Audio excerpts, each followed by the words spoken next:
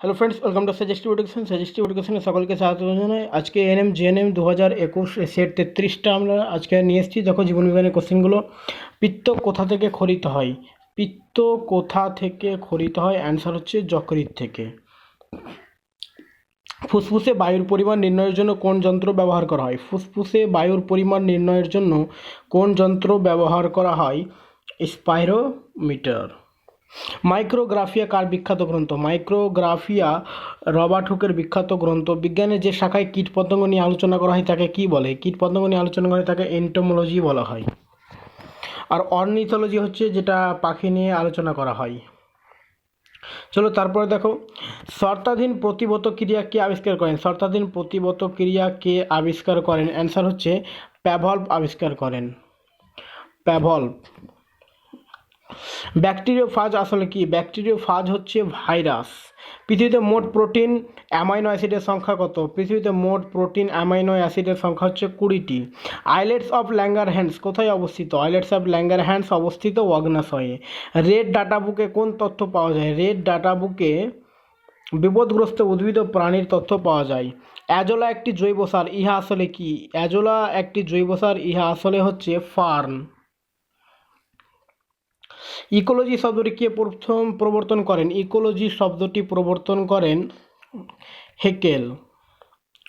পর্দাবিহীন কোষীয় অঙ্গাণু কোনটি? পর্দাবিহীন কোষীয় অঙ্গাণু হচ্ছে রাইবোজোম। কোনটি আরএনএ গঠনে পাওয়া যায় না? কোনটি আরএনএ গঠনে পাওয়া যায় না? অ্যান্সার হচ্ছে থাইমিন। পরে কোশ্চেন দেখো, হিমোফিলিয়া পুরুষদের ক্ষেত্রে বেশি দেখা যায় না কেন? হিমোফিলিয়া পুরুষদের ক্ষেত্রে বেশি দেখা যায় কেন?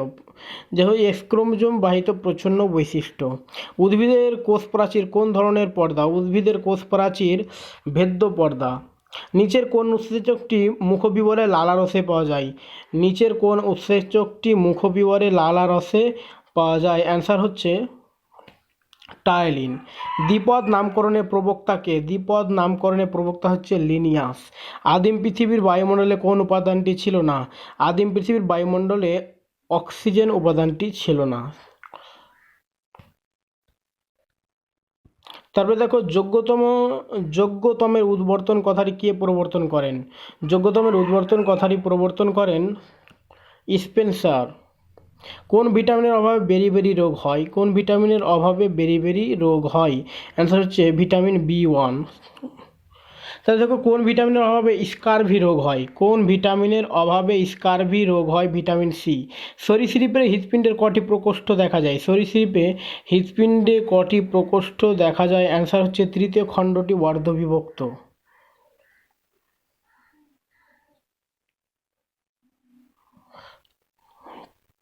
শীত ঘুমের সময় ব্যাঙ কিসের দ্বারা শ্বাসকার্য চালায়? শীত ঘুমের সময় ব্যাঙ ত্বকের সাহায্যে শ্বাসকার্য চালায়। তারপরে কোশ্চেন দেখো, কোন শ্বেত রক্তকণিকা রোগ প্রতিরোধে সাহায্য করে? কোন শ্বেত রক্তকণিকা রোগ প্রতিরোধে সাহায্য করে? অ্যান্সার হচ্ছে লিম্ফোসাইট। ডিএনএর পুরো কথা কি? ডিএনএর পুরো কথা হচ্ছে ডিঅক্সি রাইবো নিউক্লিক অ্যাসিড। চলো পরে ভৌতবিজ্ঞানের কোশ্চেনগুলো দেখো। এখানে একটা পরমাণুর গঠন দেওয়া আছে। পরমাণুর প্রোটন সংখ্যা 2 বৃদ্ধি পেলে নতুন সংকেত কী হবে? তাহলে প্রোটন সংখ্যা 110 থেকে 112 হয়ে যাবে। তাহলে অপশান সি হচ্ছে অ্যান্সার। ক্রিপ্টনের শেষ কক্ষে কটি ইলেকট্রন থাকে? ক্রিপ্টনের শেষ কক্ষে 8টি ইলেকট্রন থাকে। হাইড্রোজেনের কটি আইসোটোপ পাওয়া যায়? হাইড্রোজেনের 3টি আইসোটোপ পাওয়া যায়। ডাইটেরিয়ামের সংকেত কি? ডাইটেরিয়ামের সংকেত হচ্ছে দেখো 1H2, হ্যাঁ, এখানে পরমাণু গঠন। তারপরে দেখো 30 BH এখানে এবং H2H4 পরমাণু দুটিকে কি বলা হয়? এই পরমাণু দুটিকে কি বলবো আমরা? আইসোটোন বলবো। ঠিক আছে, আইসোটোন বলা হয়। তারপরে দেখো 31 নম্বর কোশ্চিন। এখানে দুটো পরমাণু গঠন রয়েছে, পরমাণু দুটিকে কি বলা হয়? 20, 40, 18, 40। তাহলে এখানে যে দুটো পরমাণু গঠন দেখা যাচ্ছে এটাকে আমরা কি বলবো? এই দুটোকে আমরা বলবো আইসোবার। যে সমস্ত মৌলের পারমাণবিক গুরুত্ব এবং ভর সংখ্যা একই তাদের কোনটি থাকে না? পারমাণবিক গুরুত্ব এবং ভর সংখ্যা একই, তাদের আইসোটোপ থাকে না। কোনো মৌলের একটি পরমাণু ভরকে কোন একক দ্বারা প্রকাশ করা হয়? এএমইউ দ্বারা প্রকাশ করা হয়। পর্যায় সারণী কোন শ্রেণীকে সন্ধিগত মৌলের শ্রেণী বলা হয়? অ্যান্সার হচ্ছে অষ্টম শ্রেণীকে। কোন মৌলের পরমাণু গঠনে কোন বিষয়টি দেখে ওই মৌলের পর্যায় সংখ্যা নির্ণয় করা হয়? অ্যান্সার হচ্ছে বাইরের মুখ্য কক্ষের সংখ্যা দেখে। অ্যাকুয়া ফর্টিস কথার অর্থ কী? অ্যাকুয়া ফর্টিস কথার অর্থ হচ্ছে শক্তিশালী জল। শল্য চিকিৎসায় চেতনানাশক রূপে কোন জৈব যৌগ ব্যবহার করা হয়? অ্যান্সার হচ্ছে ক্লোরোফর্ম। তাহলে দেখো মিউরেটিক অ্যাসিড কোন অ্যাসিডটির নাম? এটা অ্যান্সার হচ্ছে হাইড্রোক্লোরিক অ্যাসিডটির নাম হচ্ছে মিউরেটিক অ্যাসিড। বোরাক্সের জলীয় দ্রবণের ধর্ম হলো ক্ষারীয়। প্রাণশক্তির সাহায্যে ছাড়াই পরীক্ষাগারে প্রস্তুত প্রথম জৈব যৌগটি হলো ইউরিয়া। তারপরে দেখো পাটিগণিত অঙ্কগুলো রয়েছে। কোনো মূলধনের 2 বছরের সরল সুদ ও চক্রবৃদ্ধি সুদ যথাক্রমে 1440 টাকা ও 1483.20 টাকা। সুদের হার নির্ণয় করো। আচ্ছা, এই ধরনের সুদের হার যখন নির্ণয় করতে বলবে তখন আমরা দেখো 2 বছর বলেছে, আর যেটা চক্রবৃদ্ধি সুদ বলেছে 1483.20 বিয়োগ তারপরে সরল সুদটা বিয়োগ করে নিচে সরল সুদ দিয়ে গুণ করে ভাগ করে 100 দিয়ে গুণ করে দেবো। ঠিক আছে, তাহলে এটা অ্যান্সার আমাদের কি হবে? আমি আর একবার এটাকে লিখে দিই ভালো করে। দেখো 2,1483.20 বিয়োগ 1440/1440 ইন্টু 100। ঠিক আছে, তাহলে এটা ক্যালকুলেশন করতে হবে। ক্যালকুলেশন করলে কত হবে? 2 গুণিত 1483 থেকে 1440 বিয়োগ করলে 2 গুণিত 43.20। এবার এখানে 1440-এর এখানকার একটা শূন্য এখানকার একটা শূন্য কেটে দিব, তাহলে এখানে 140, তাহলে এখানে 10 থাকলো। এবারে 2 দশমিক এখানে 2 গুণিত 43.20 হবে। আচ্ছা, তোমরা এটা ক্যালকুলেশন করে নেবে। এটা ক্যালকুলেশন আমি স্ক্রিনে করছি না, ক্যালকুলেশন করলে হবে এটা 6% অ্যান্সার হবে। ঠিক আছে, তারপরে দেখো 300 টাকা পি কিউ আর এর মধ্যে এমনভাবে ভাগ করে দেওয়া হলো যাতে কিউ পি অপেক্ষা 30 টাকা বেশি পায় এবং আর কিউ অপেক্ষা 60 টাকা বেশি পায়, তাহলে তাদের ভগ্নাংশের অংশের অনুপাত কত? এখানে দেখো কমাগুলো ভুলভাল দেওয়া আছে। কমা এখানে হতো না, আর এর পরে কমা, ওখানে কিউ এর পরে কমা, এইভাবে হবে। চলো, তাহলে আমরা কি করব? পি কিউ আর সমান 300 টাকা। ঠিক আছে, এবারে কিউ পি অপেক্ষা 30 টাকা বেশি এবং আর কিউ অপেক্ষা 60 টাকা বেশি, তাহলে পি পেল, পি নিজে যা পেলো পেয়ে নিল। এবার কিউ কত পাবে? পি এর থেকে 30 টাকা বেশি। ঠিক আছে, আর কিউ অপেক্ষা 60 টাকা বেশি, মানে আর কিউ অপেক্ষা 60 টাকা বেশি, তাহলে এটা তাহলে আবার পি এর সঙ্গে তাহলে 90 যোগ হয়ে যাবে, যেহেতু কিউ থেকে ওই 60 টাকা বেশি আছে। তাহলে এবার এখান থেকে 300, তাহলে 3p সমান কত পেলাম আমরা? 30 আর 90 120, বাদ দিয়ে দিলে 300 থেকে বাদ দিলে 180। 3p সমান যদি 180 হয় তাহলে p সমান 60, আর p সমান 60 এবার আমরা হিসাব করে নিই, তাহলে p কত পেল? 60 টাকা পেল। এবার ওখানে p থেকে 30 টাকা বেশি পেয়েছিল কিউ, তাহলে ও পাবে p + 3 সমান 60 + 3 সমান 90 টাকা, আর এভাবে p + 60 সমান 150 টাকা, তাই তো?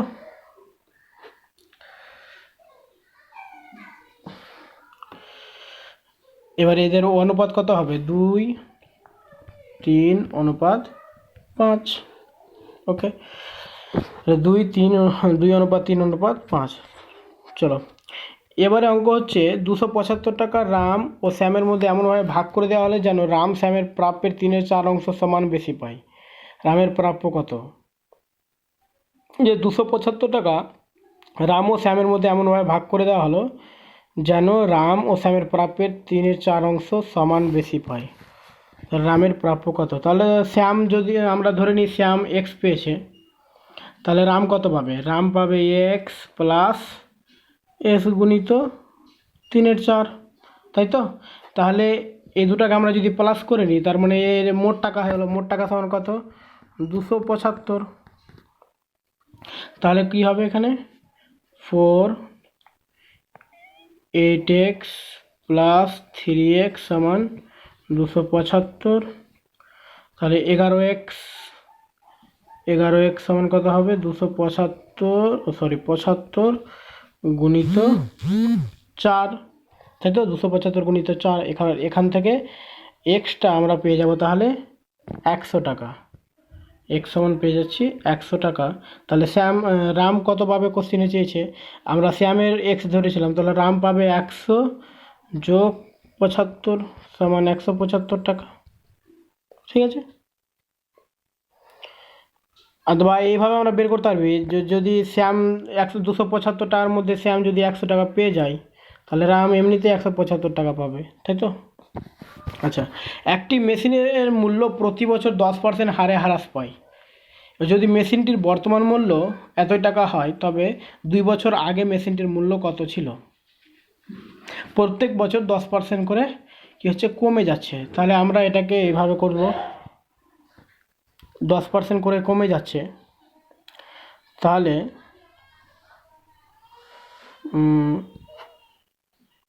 আমরা মেশিনের মূল্যটা লিখে দিই, আর 10% করে কমছে মানে কি? পি ইন্টু 1 বাই, এখানে 1 মাইনাস 10/100, 10/100 সমান স্কোয়ার। ঠিক আছে, 2 বছর যেহেতু। তাহলে এটার মান বের করবো আমরা। এটার মান বের করলে এখানে আমরা, এখানে থাকলো, এখানে পি ইন্টু 9/10 ইন্টু 9/10, তাই তো? এটা ক্যালকুলেশন করলে 1 মাইনাস 10/100কে এটা ক্যালকুলেশন করলে পি ইন্টু থাকলো। তাহলে আমরা পিটাকে এবার পি সমানটা আমরা বের করব। ঠিক আছে, এবার এখানে 1,62,000 আর এখানে 9/10 যে দুটো আছে, এটা যদি আমরা ক্যালকুলেশন করি, তাহলে পি সমান আমরা পেয়ে যাব তাহলে 200, তার মানে 2 লাখ টাকা, তাই তো? মানে 1,62,000 আমরা 9/10 ইন্টু 9/10 এর সঙ্গে ক্যালকুলেশন করব। ঠিক আছে, তাহলে আমরা পি সমানটা বের করে নেব। ঠিক আছে, যেহেতু এখানে পি ইন্টু 9/10 আছে, তাহলে আমরা অ্যান্সার হয়ে গেল আমাদের 2 লক্ষ টাকা। আমি একটু শর্টকাটে করছি, তোমরা ক্যালকুলেশনগুলো ঠিকঠাক করো, আমি শুধু মানে রুলসগুলো বলে দিচ্ছি। ঠিক আছে, এবারে হচ্ছে 2010 সালে জানুয়ারি মাসের কোন কোন তারিখ শনিবার ছিল? 2010 সালে জানুয়ারি মাসের কোন কোন তারিখ শনিবার ছিল? তো আমাদের প্রথমে জানতে হবে যে 2010 সালে 1 জানুয়ারি কী বার ছিল। 1 জানুয়ারিটা আমাদের প্রথমে বের করতে হবে। ঠিক আছে, 2010 সালে। তাহলে 2010 সালে 1 জানুয়ারি বের করার জন্য আমাদের 2000 থেকে 2010 সাল পর্যন্ত ওয়ার্ড ডেগুলো বের করতে হবে। এবার 2000 থেকে 2010 সাল পর্যন্ত ওয়ার্ড ডে হচ্ছে 12টি। ঠিক আছে, ওয়ার্ড ডে থাকবে 12টি 2000 থেকে 2010 সালে। এর আগে ভিডিওতে আমরা একদিন ওয়ার্ড ডে বের করা শিখেছিলাম। ঠিক আছে, তার মানে 12 মানে কি? 1 সপ্তাহ আর 5 দিন। ঠিক আছে, তাহলে 2010 সালে 1 জানুয়ারি ছিল, 1 সপ্তাহ তো বাদ হয়ে গেল 12 দিন থেকে, তাহলে 5 দিন থাকছে। এবার 5 নম্বর দিনটা কি? শুক্রবার। 5 নম্বর দিনটা শুক্রবার। তাহলে 2010 সালে 1 জানুয়ারি হচ্ছে শুক্রবার। তাহলে 2010 সালের 2রা জানুয়ারি মানে 2 তারিখ ছিল, জানুয়ারি মাসের 2 তারিখ, তাহলে শনিবার ছিল। এবার 2রা জানুয়ারি যদি শনিবার হয়, এবার আমি বাকিগুলো বের করে নেব। তাহলে 2 তারিখ জানুয়ারি মাসের শনিবার। ঠিক আছে, তারপরে দ্বিতীয় শনিবার তাহলে কোনটা হবে? 9 তারিখ। তৃতীয় শনিবার 16 তারিখ। চতুর্থ শনিবার 23 তারিখ। আর পঞ্চম শনিবার হচ্ছে 30 তারিখ। তাহলে 2, 9, 16, 23, 30। ঠিক আছে, 9, 16, 23, 30, এটা হচ্ছে আমাদের অ্যান্সার।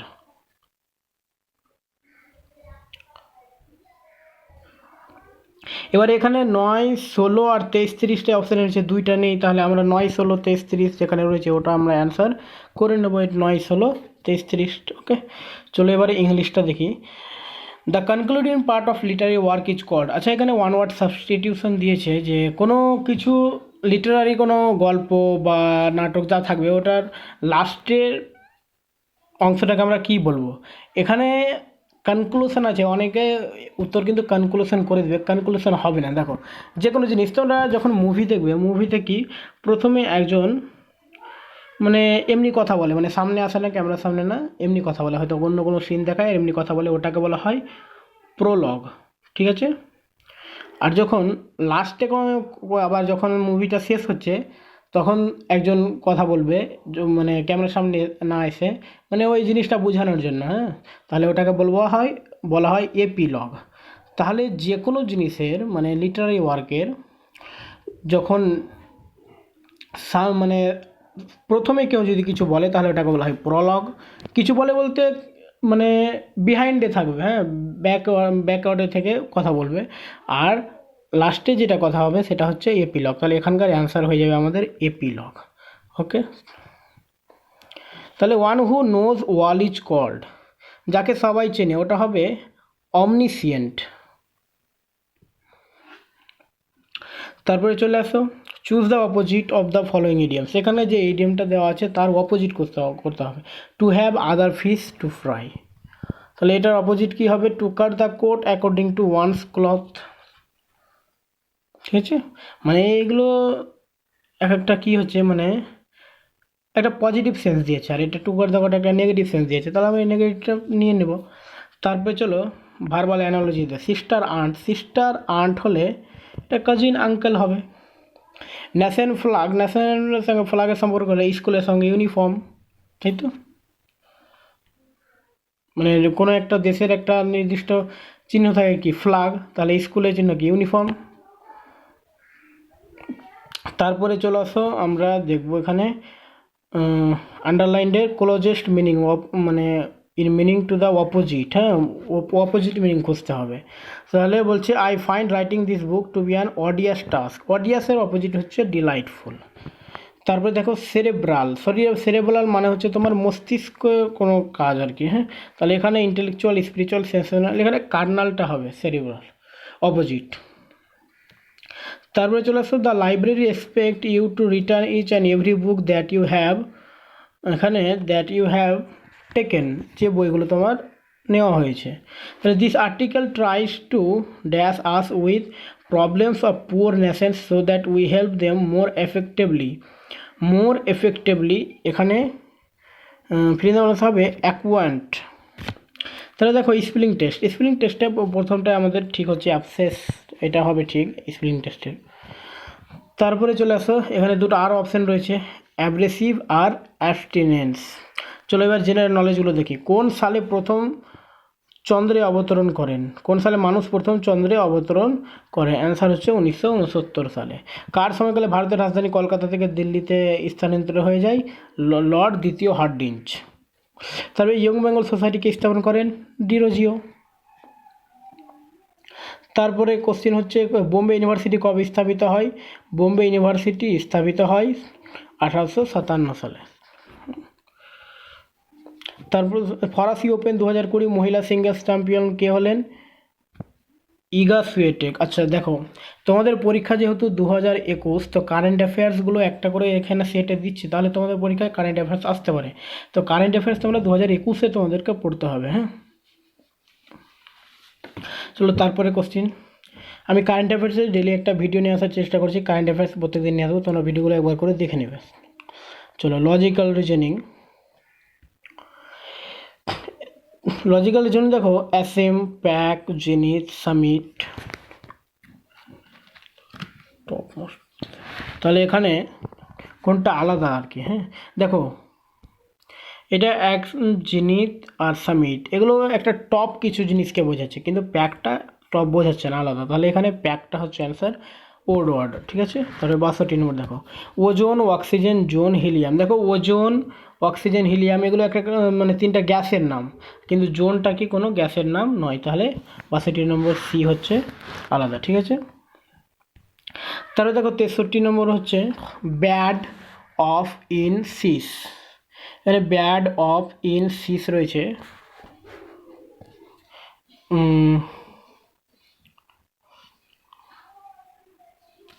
এখানে এই দুটোতে দেখো, দুটো বলছি তিনটেতে, বি এ দেখো, সি এ দেখো, ডি এ দেখো, এখানে একটা করে অ্যালফাবেট রিপিট হয়েছে।